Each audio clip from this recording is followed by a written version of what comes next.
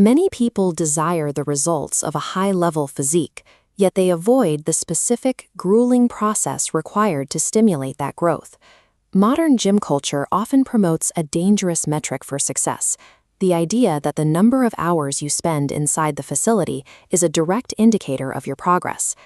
High-level bodybuilding relies on the quality of the stimulus provided to the muscle, rather than how long you can survive the session. On this graph, intensity acts as the primary variable. When high-effort sets are prioritized, the timeline required for physical change compresses, and the rate of progress accelerates toward its peak. If time were the only factor, the most successful athletes would train for 10 hours a day. In reality, the best in the world often keep their sessions brief and explosive. Real development occurs when you condense a massive amount of limit-breaking effort into a narrow, focused window of work. Motivation is a fragile state, dependent on external factors. It tends to vanish as soon as you are tired, hungry, or stressed. Discipline operates regardless of these feelings. It is the mechanism that allows an individual to wake up at 3 a.m. to train, while the rest of the world remains asleep. It's following the plan, burdened by financial pressure, heavy family responsibilities, or a lack of sleep. Motivation might provide the initial spark, but discipline is the only thing that keeps you moving when the work becomes repetitive and painful. Most people train simply to feel tired at the end of the day. However, metabolic fatigue does not guarantee that you have actually improved. Improvement requires overload, subjecting the body to a level of tension that exceeds its current ability to recover and adapt. This diagram represents muscle capacity. Most training occurs in the wide comfort zone, where the muscle isn't challenged. Growth begins in the narrow red failure zone. Notice early repetitions have almost no impact. The counter must climb through the comfort zone before reaching the threshold where adaptation is forced. 1 or 2 sets taken to this absolute limit are more physiologically valuable than 10 sets performed with moderate effort. As you approach this failure point, your brain will produce a loud internal signal, urging you to stop and avoid the discomfort. Unless you are willing to ignore that signal and cross into total physical failure, you will remain within your body's current capabilities. Where does someone find the resolve to repeatedly subject themselves to that level of physical strain? Successful lifters often channel external frustrations, like societal doubt or personal setbacks, directly into the movements of the lift. The real opponent on the gym floor is the internal voice that suggests you have already done enough. By focusing entirely on that physical struggle, the mind often goes quiet, creating a form of moving meditation that silences external noise. For 1 hour a day, the gym is a place where personal stress is converted into physical output and a focused, quieted mind. Regularly breaching your physical limits resets your internal baseline for what you consider a difficult task. This process creates a clear distinction between you and the average person who avoids discomfort, making you less susceptible to outside criticism. The resilience required to finish a failing set is a transferable skill.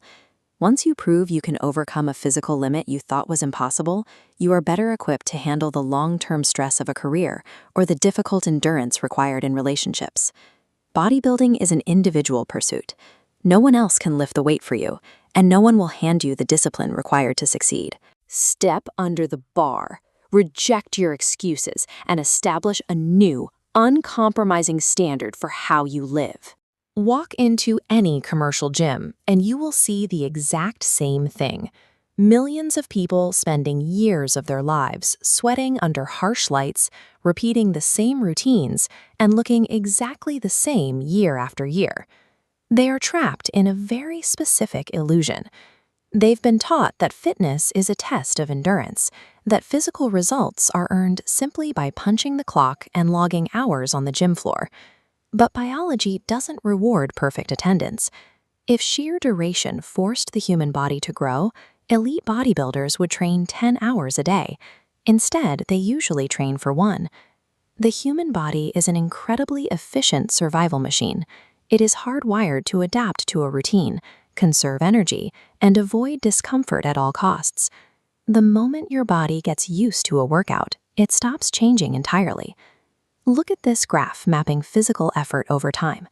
Most people live entirely in this flat blue zone. They get tired, but they stay safe. True muscular change only happens when a steep, violent spike of effort breaks right through this dashed line, the threshold of hypertrophic overload. Every minute you spend in the gym is useless until you cross that threshold, which brings us to the hardest biological problem of all. How do you force your own brain to push past its evolutionary stop signals? The answer lies in the mechanics of the session itself. True physical adaptation requires extreme stress, not marathon routines. You have to deliver maximum effort across a very small number of sets.